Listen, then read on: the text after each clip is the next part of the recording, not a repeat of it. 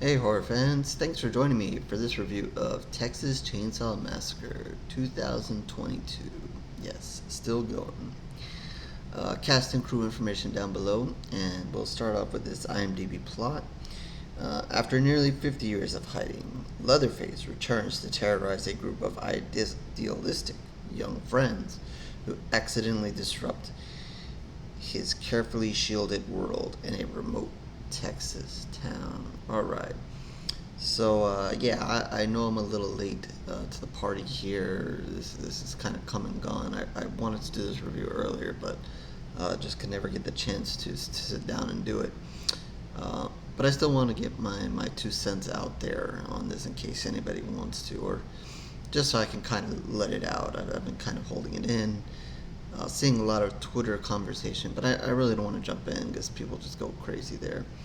Um, but seen a lot of it, and some good, some bad, and good points, bad points, a lot of arguing about different things, which I'll mention here and kind of give my 2 cents.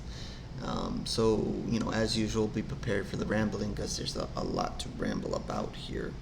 Um, but yeah, I kind of make some points about the movie in general and then kind of dive a little bit more and more into the movie as I go here. Um, since this movie's been out for a while, or a little while now, um, I'm not going to feel too afraid to spoil a few things. There's just some things I want to mention, regardless that will spoil stuff. So if you are the rare people out there who haven't seen this yet, and of course this is on Netflix, um, here's your spoiler alert. I may spoil a few things along the way. Um, so that I always hate to do that, but in this case, yeah, kind of. There's especially one point I want to make, and that kind of spoils things. Um, but I think it's important to talk about, and an important part of the movie that I just can't avoid not talking about. So anyway, I guess we'll start from the top, and again, I think I've maybe said this on Twitter, maybe said this in other reviews or so forth. I still find the wonderment of this whole uh, remake sequel thing that would continue to go down, and now you see it with Scream, and I have not seen Scream 5 yet, and there's already just announced Scream 6. I just don't understand. Um, Obviously, the first and foremost thing is always money, and that I understand. But besides that, from a horror standpoint, I just, as much as I love all these franchises and love these characters and so forth, and like the Ghostface and Freddy and Jason and Michael and of course Leatherface and so on, it just it's a back and forth between wanting to see them, but just realizing that maybe that time is come and gone, and when you're like myself, and hopefully some of you guys out there who have just been get the opportunity to see so many new films, and when I say new films, not necessarily the new films that go to theater, because some of them are hit and miss. Some of them are good and deserve to be there, and then there's other ones that you wonder what the hell, why did those movies make it to theater when you see so many other ones um, that were more worthy of it not, and then a lot of the festival films that are simply amazing and they just never got a chance to go to theater, and you see some of the stuff they put on, especially for the audience, a certain audience, and I guess I'm primarily saying the young teen audience. And just some of those movies are just rough, um, but just so many amazing films, and I think that's a good thing about something like Shudder. I know this one's on Netflix, but something like Shudder that does venture in and grab some of those festival films that are worth watching, and throw them on there, and give a chance for horror fans to see, and I think those are it's time to kind of turn the clock and let's move forward with some of the new stuff and new ideas, and while again I love the Freddy, raised on it, that's why I became a horror fan, love the Freddys, Jasons, and Michaels and so forth.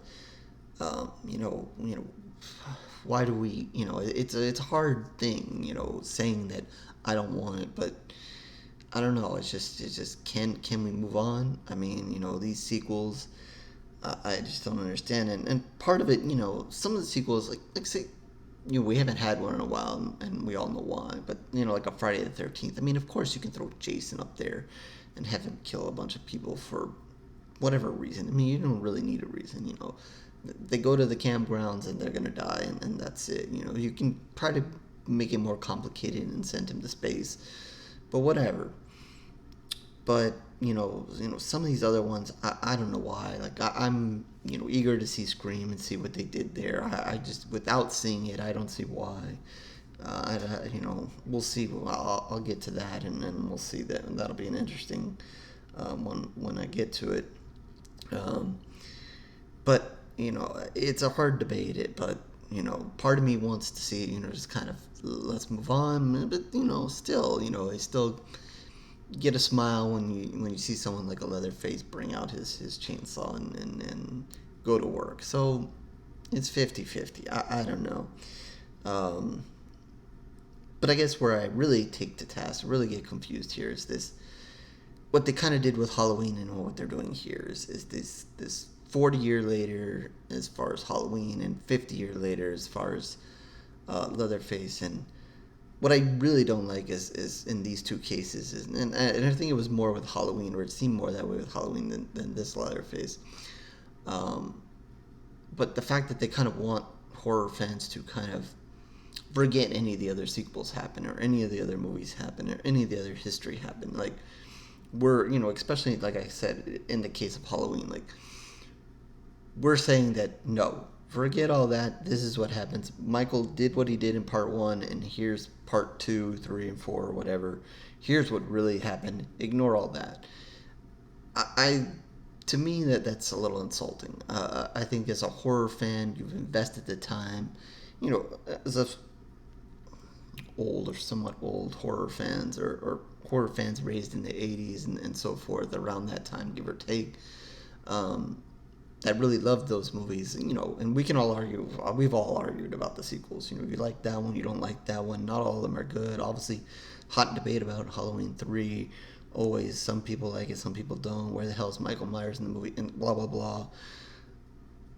But you can't just tell horror fans in that kind of generation, ignore everything you learned about Michael and blah blah blah. We're going to tell you the real story of Michael now. I think that's, again, a bit insulting. We took the time.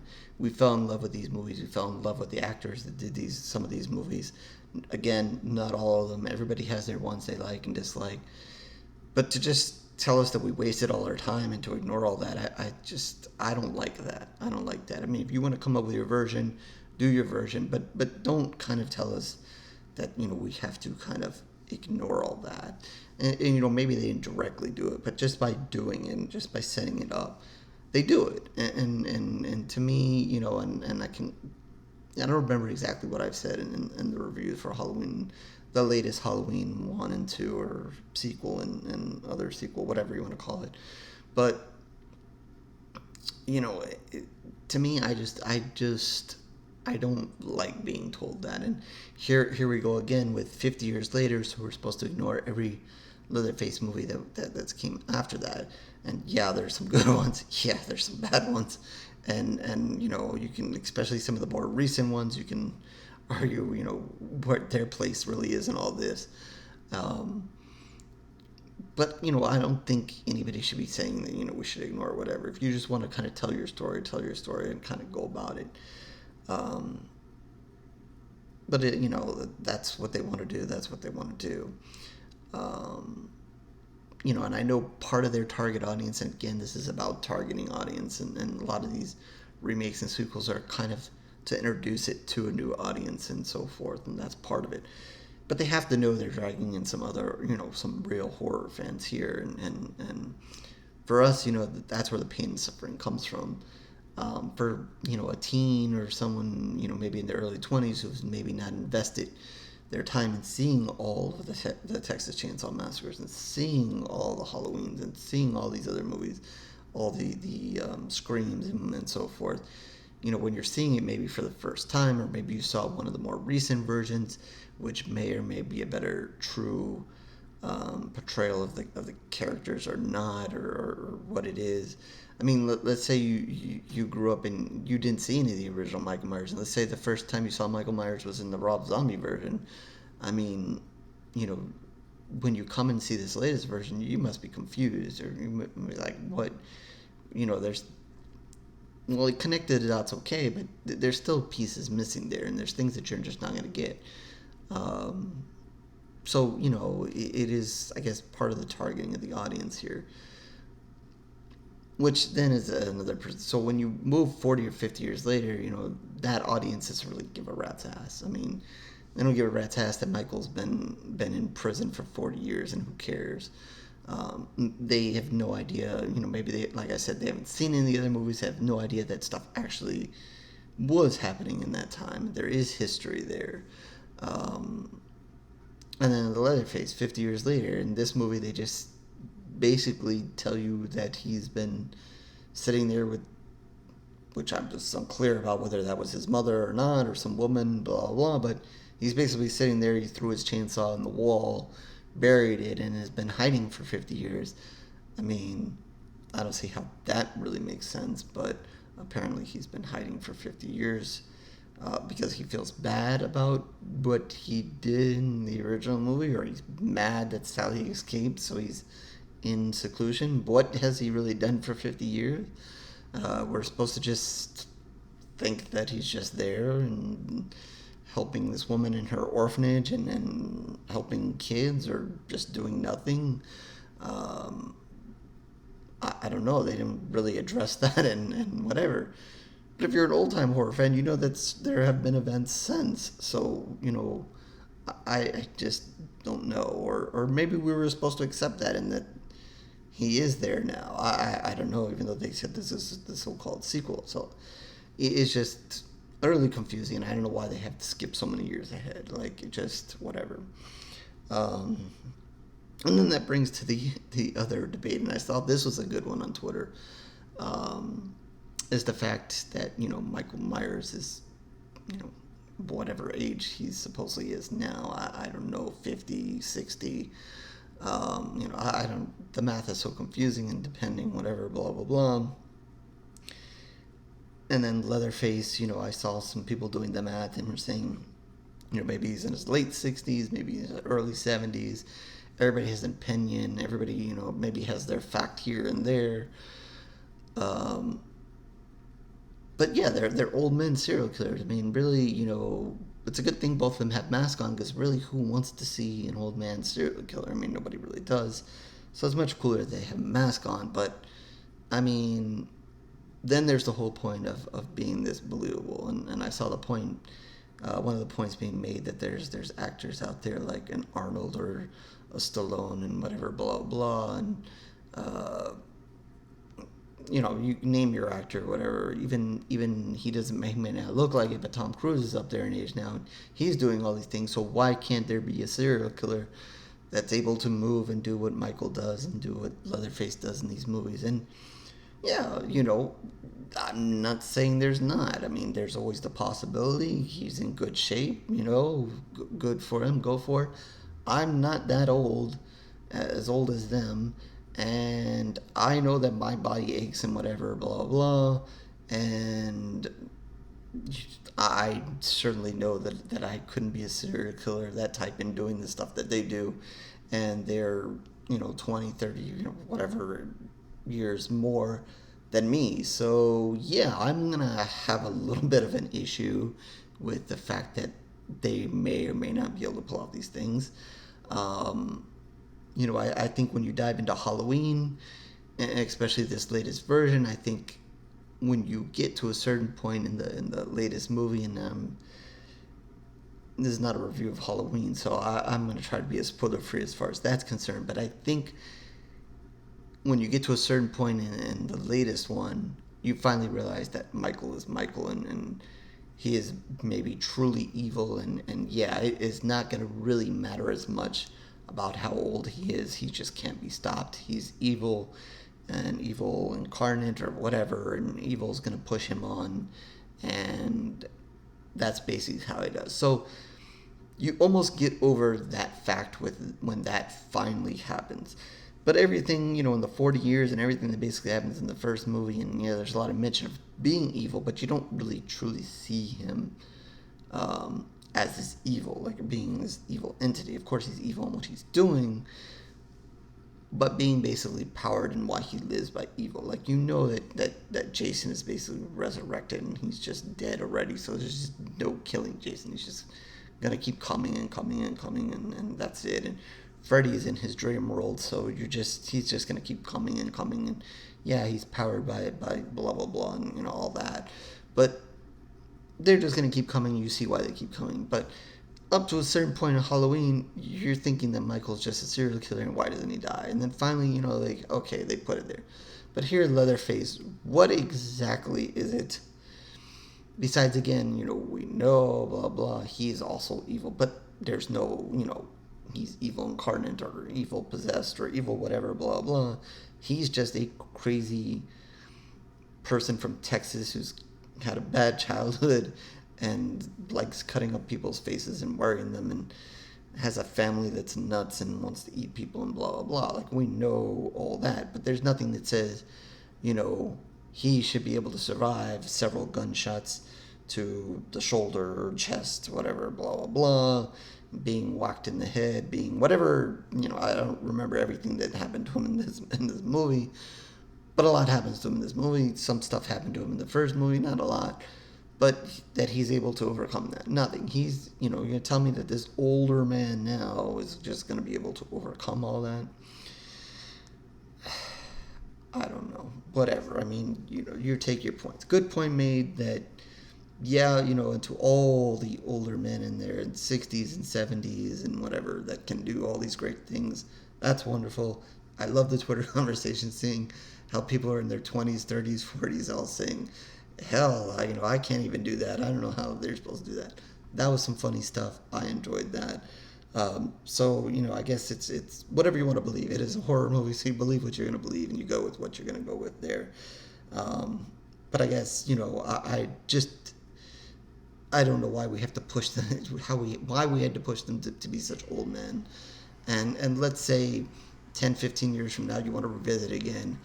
Now we're going to go 25 years backwards now. So, we went 40 years there. So now we're going to go to maybe, it was 20 years after the fact, and maybe something else happened there.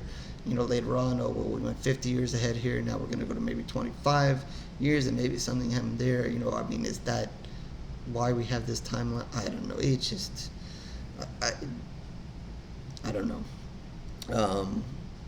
I guess, which kind of brings me to another point. I guess here's the big spoiler here.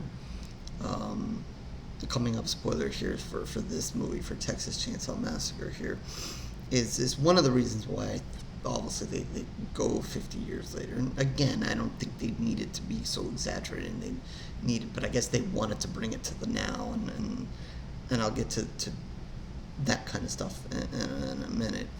But one of the things, for horror fans in this movie is that Sally's here, and that's a big deal. Now again, fan perspective, target audience, young teen, early 20s person who doesn't know a lot about Leatherface. Who the hell is Sally? Why is she important? Maybe you've never seen that movie. Maybe you've been introduced to one of the other movies that have been more recent. Maybe you have no idea who the hell Sally is. Now, to a horror fan like myself, someone who's seen the original, loves the original, we know who Sally is. She may not be the final girl that someone like Laurie is. Yes, I'm doing a lot of comparing to Halloween, but that's just where we are right now. Yeah, she might not be the final girl that Laurie is. I mean, Laurie is a big time final girl when you look at all the final girls out there. And especially when you put all the movies, again, you look at all the movies, not just, hey, what this new trilogy of Halloween is, and whatever, and including the first one, she's in several of the other movies. So you take Laurie as a whole. Laurie is in all the Halloween movies, not just this latest one, blah, blah. And she's what you have as a final girl here, is someone very important to the franchise, someone who's toe to toe with Michael Myers here. Now, Sally we only really see in the first movie here, and she escapes obviously from Leatherface. But one of the questions for horror fans like me is and something that's never really addressed is what the hell happened to Sally? She gets in that truck and kind of drives away, blah blah. Everybody makes their assumptions. Who the hell is the guy driving the truck? Maybe he killed her. Maybe he's something relationship to Leatherface. Maybe he turned around and brought her back at some point. Maybe he took her to some other crazy people. What the hell happened to Sally? So to us, older horror fans or fans that love the original, this is a big question to answer. This is an important thing. You come into this movie, you move 50 years later, and one of the things you're going to present to us is Sally. Holy shit, we're finally going to get to see, what Sally is and what she's doing. Of course, it's a little bit different actress and so forth. Not a big deal. Whatever it is, 50 years later, so it doesn't have to be the same actress. Blah blah. I don't even, pardon me, I don't even know if the original actress is still alive or not. May or may not be. I don't know. I probably should have looked that up before. But regardless of the fact, that has nothing to do with it. You have a different actress, that's fine. The point is that, okay, you have Sally here, and she's important. Again, newer audience, who the hell is Sally? Older audience, we want to know.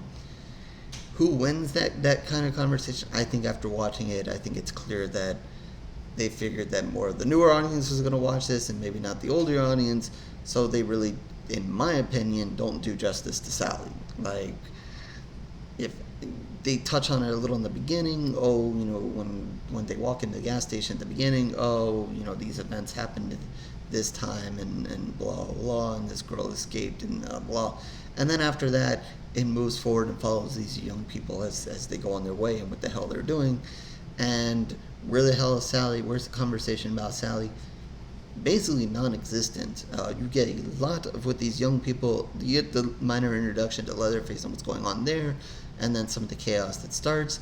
Then finally later on, you see, okay, this old woman is there in some shack doing something or whatever, blah blah, and then she kind of gets the call. Oh, okay, I'm gonna converse. But who really is Sally? You're gonna mention of she's like some ranger and whatever, blah blah, and she's been sitting in some house just waiting for Leatherface to appear. So apparently Leatherface has been in some house doing nothing for 50 years. Sally's been a ranger or whatever and can't find Leatherface sitting in this house for 50 years. I mean, is she really a good ranger? I mean, whatever the hell she's doing, or a hunter, or private investigator, or whatever the hell she's been doing this entire time. She really couldn't find Leatherface because he's been so doing nothing all this time. I don't get it. You want to introduce Sally. Why not have her a little bit more present in this movie? Why not a little more in depth to what she is, what she's doing? Hello, horror fans want to know. You finally bring her back, and we want to know what is the deal with Sally. And it's just, to me, it's just weak. You just don't get enough of knowing who Sally is, what she's doing, what she's been doing. To me, it's just not enough. I mean, if you're going to bring back this character. But then again, if you want to play the other card of that, hey, she is a final girl, but not as important, as much of a final girl as someone like a Laurie, so you're just not going to give her the more justice than that, and you're just going to kind of swing her in here, whatever, because it may draw fans like me in and say, hey, I'm not sure about this new Leatherface movie, but hell, Sally's going to be in this movie, and I'm kind of curious to see, what it is, what her story is here. And so I'm watching it, and where the hell is Sally? I have to wait. It's basically the end of the movie. Then here comes even bigger spoiler. She comes in, she's kind of the hero, blah blah. She goes face to face with Leatherface, and Leatherface is like, kind of like the movie treats her. Who the hell are you? And Leatherface is like, I don't really want to kill you. I'm gonna walk right past you. First of all, when the hell is Leatherface just gonna walk past anybody? Seriously. And second of all, she's talking all this trash to him. Why wouldn't he just kill her? And then, I don't even understand, that scene. She's like, hey, I'm Sally, blah, blah, blah. And you're just dumbing down the importance, because if Leatherface doesn't care, then why am I going to care? And if Leatherface doesn't care, why is this new audience that, being introduced to this old woman, who they may or may not have any idea who she is, thinks that she's going to come to the rescue, but Leatherface doesn't give a crap until she finally, goes at him, and then he's like, okay, well, now I got to kill this old woman. And then that was just kind of underwhelming. Sally's got her shotgun, she's kind of shooting, blah, blah. And then at the end of the day, you've brought her back 50 years later, and huge spoiler alert, if you don't want to know, this is your time. Sally's dead, or at least we're presumed that she died there in a lump of garbage. I mean, come on, can you do any more injustice to Sally? I'm not saying Sally needs the most justice of all. She's one of the most important characters of all. But, I mean, come on. Like, I would have just... At that point, I could have gone without them bringing back Sally. Bring in, some super ranger, blah, blah, is here on the case. And, Texas Chain...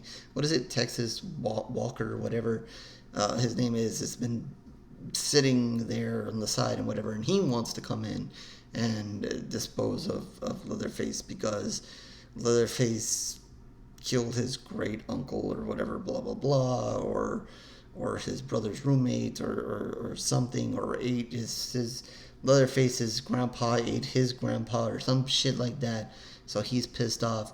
I mean, you could have just gone that route. I mean, seriously. I mean, to me, the whole Sally thing is just a whole bunch of injustice there, in my opinion. I don't know what you guys thought.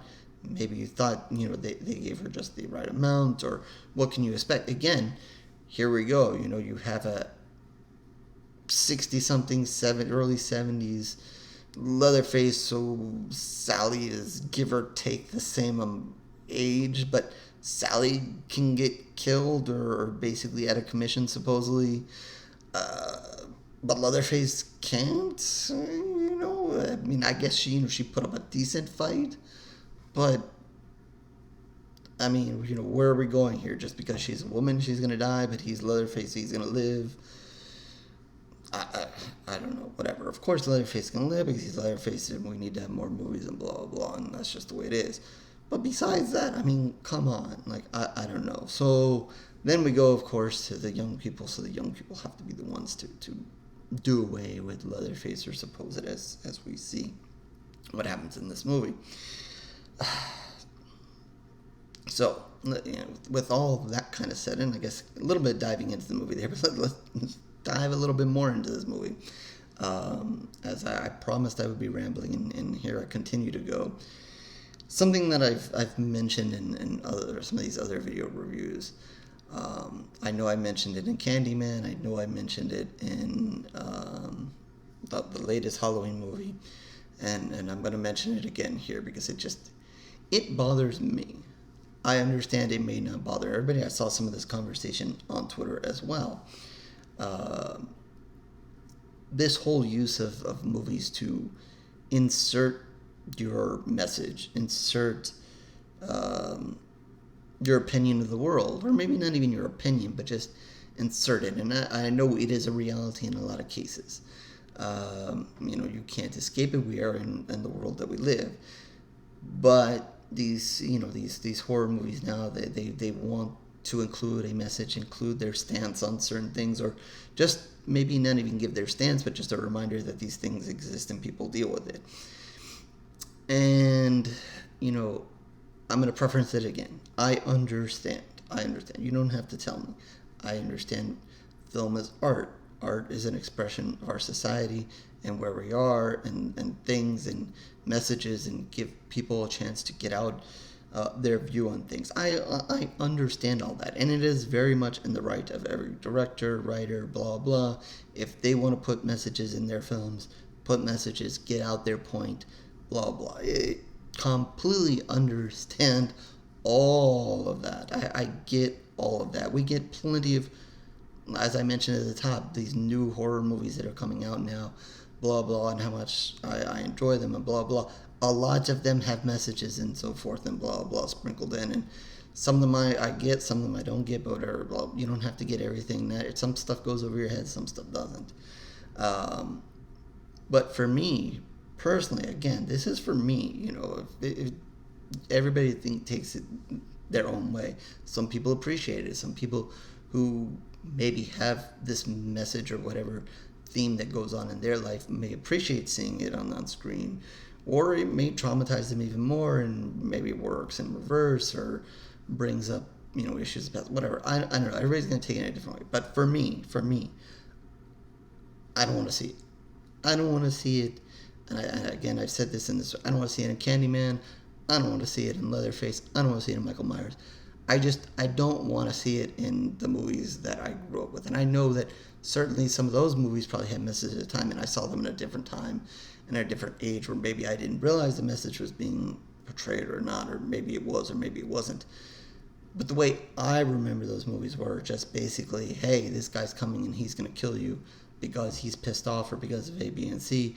I'm Jason. I'm going to kill you. It doesn't matter what color you are, who you're having sex with. Well, he doesn't like teens having sex, but I'm just going to kill you because you're here in my campground, and that's it. And I don't really care, and blah, blah, blah. I'm Freddy. I'm going to kill you, and this nightmare, blah, blah, blah, and this and that. Yes, I realized a lot about Nightmare on Elm Street Part 2 now that I didn't know back then when I watched that, and it's a different perspective now than what I had back then.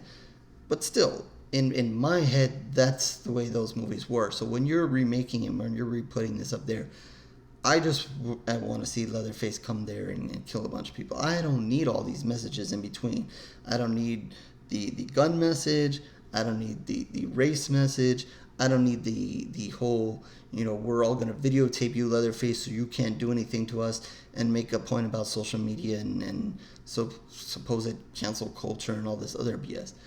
To me, I don't need it. I don't want to see it. I watch the news enough. I see stuff on Twitter, on social media that's outside of the horror world enough, and I read and I see blah, blah. If I want to see that stuff, I see it on the news. I see it all the time on the news. I'm informed about certain things. I'm not going to say I'm informed about everything, but I'm informed enough to the point where I don't need to be informed in the movies too. And especially when it's Leatherface, Michael, Candyman, Jason, blah, blah. I have a vision of what I want to see there. I don't want to see these messages.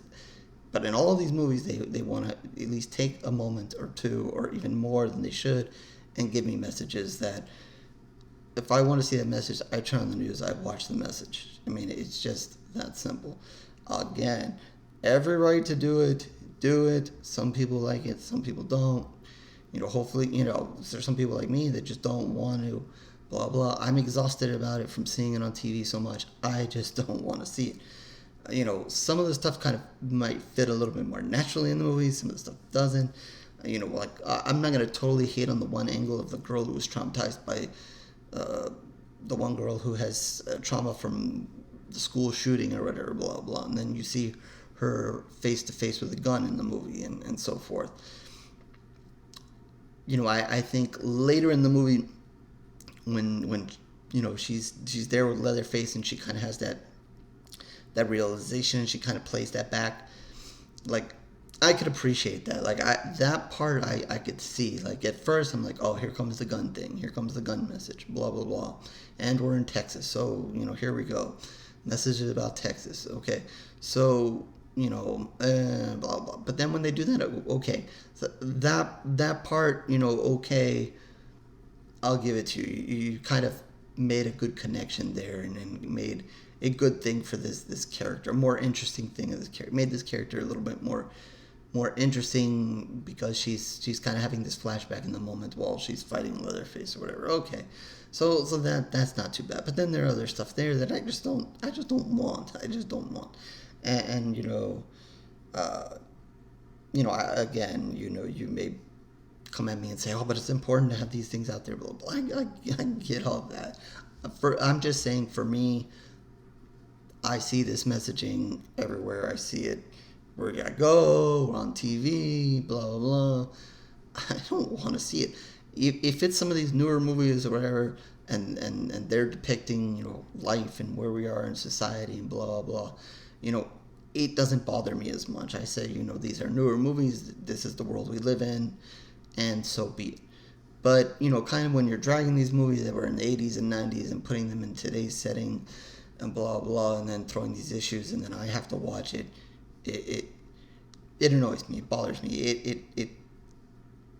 pulls from my enjoyment of watching Candyman, watching Michael Myers, watching Leatherface. So I hope you kind of understand. I've complained about it now in all these movies, and I hope you get the point. And I'm sure, maybe I'll complain about it with Scream. I don't know. I may complain about it again when they do another Halloween movie and another Scream movie, and maybe if they do another Leatherface movie, I will continue to complain about it because it just I just don't just skip it, please, or just not so much. So lots of complaining, a lot of this. The movie overall, again, we get to follow a bunch of young people to this town. I'm not sure about this whole, it made a whole bunch of sense. Young people with some money wanting to buy basically a town, and then, basically auctioning off all these places so they can kind of build their own center of fun or business or whatever. I don't know if that's a thing or if it was just a younger person thing or whatever was going on there. Didn't totally make sense to me. I mean, the place is out in the middle of nowhere. I mean, what kind of business do you really expect to get out in the middle of nowhere? Just because a lot of these people know a lot of these people, or know a lot of people, are they really going to be bringing in all these people to a town? I don't know if that completely made sense. I know it kind of sets up for a good area to just kind of literally bus in some people and kill them. I guess from that standpoint, it was good. I don't know that their whole business strategy was good, but I guess it doesn't matter because most of them died anyway. There's not really going to be any business in this town. I think I mentioned it before, having Leatherface just no real explanation of what Leatherface has been doing for 50 years. 50 years. And I know there's nobody really there to tell his story about what he's done, but 50 years, you're just going to tell me he's been sitting in this house or in this orphanage or just watching this town rot and die. I don't know. Whatever. And then again, there's Sally, what she's been doing for 50 years. She's apparently unable to find Leatherface because he's been doing nothing. And if he's been doing nothing, she can't find him. Those kind of things, I don't get. What I think everybody kind of, and I saw this on Twitter, and I think what everybody can agree on is that the kills were pretty good in the movie. That when Leatherface kind of get going, there was some good action, some good chainsaw going. I appreciate him throwing his chainsaw around in some scenes. Again, older guy, is he gonna throw the chainsaw or not? I don't know. Blah blah. I know I'd be lucky even to pick up a chainsaw, nonetheless throw it, but whatever. He's a lot bigger dude than I am, so God bless him for being able to chuck a chainsaw, even if it is across the floor or whatever. I could appreciate the use of he got creative here and there. Obviously, the bus scene, I don't think they executed that perfectly, but was still fun nonetheless. Least. Blood spilling all over the place, plenty of people die. Kind of disappointed that, and I don't know if, again, that was just kind of a generational thing or just a message, or it just happened to be that nobody really tried to fight back Leatherface. They were just like, here's our cameras, you're not going to do it to us. And then once he started slicing and dicing anybody, I know they were short on weapons, but no, nobody really tried to fight him. Everybody was just kind of content on dying, but whatever.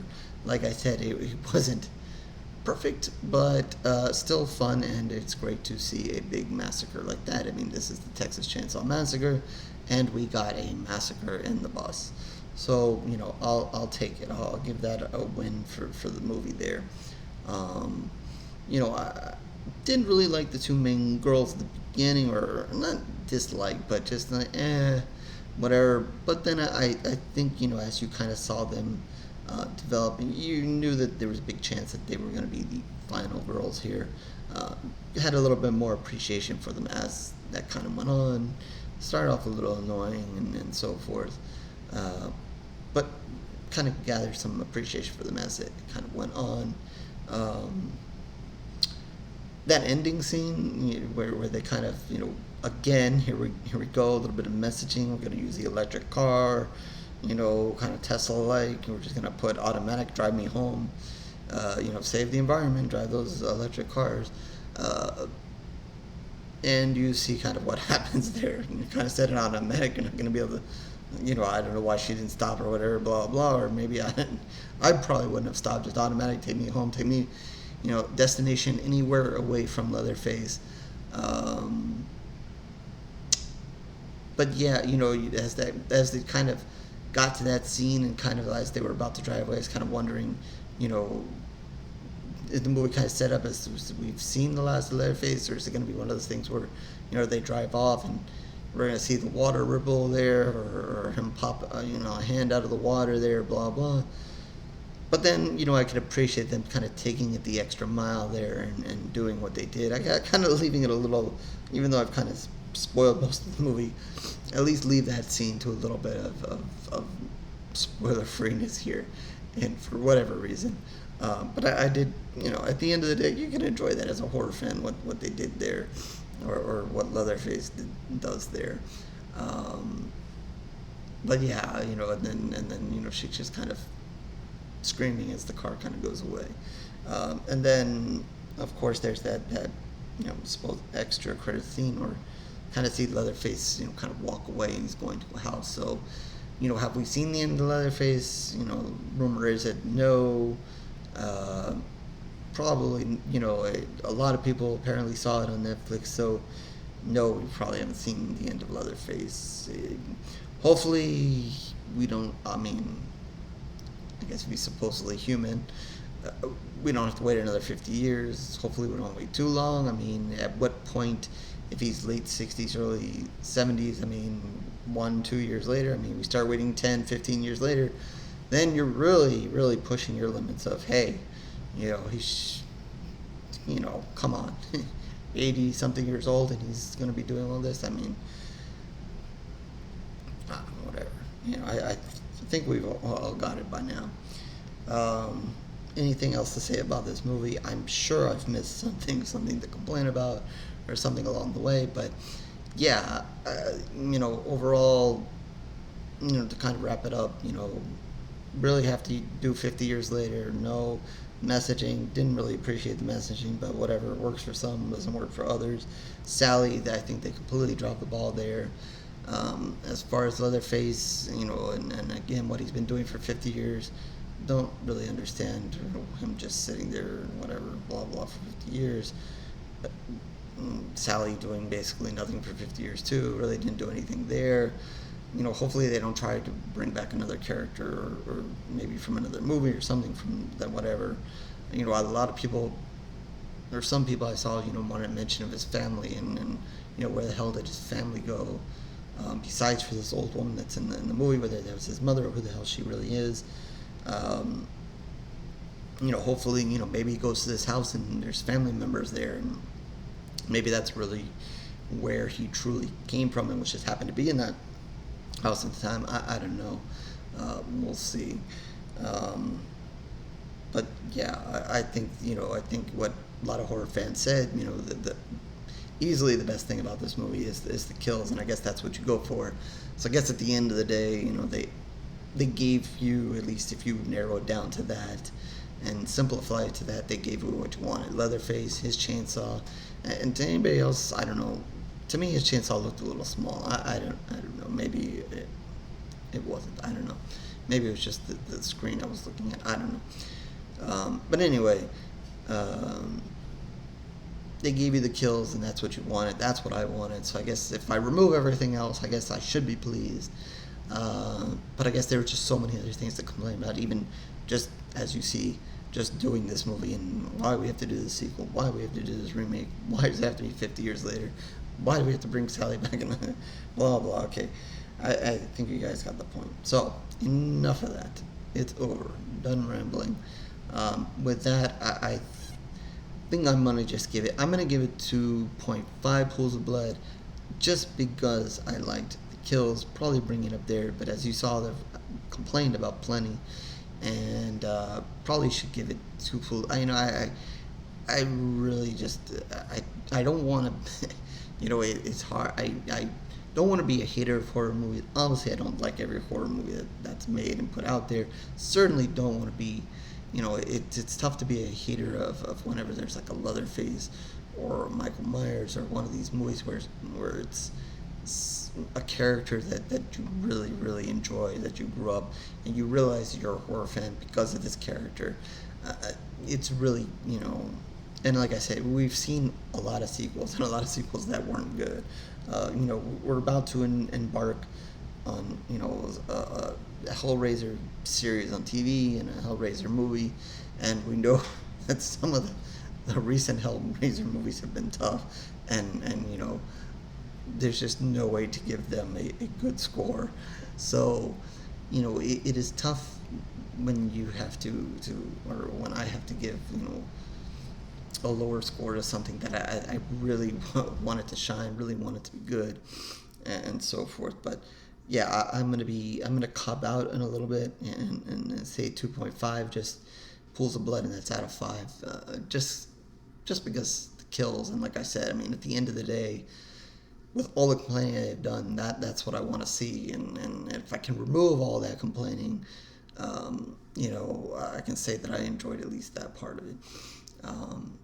So, well, if it didn't have good kills, yeah, I would probably have to bury this movie completely, and whatever. So at least that saves it in its own right. So, with that said, horosquarereviews.blogspot.com is where you can find more reviews. Definitely the written reviews are there.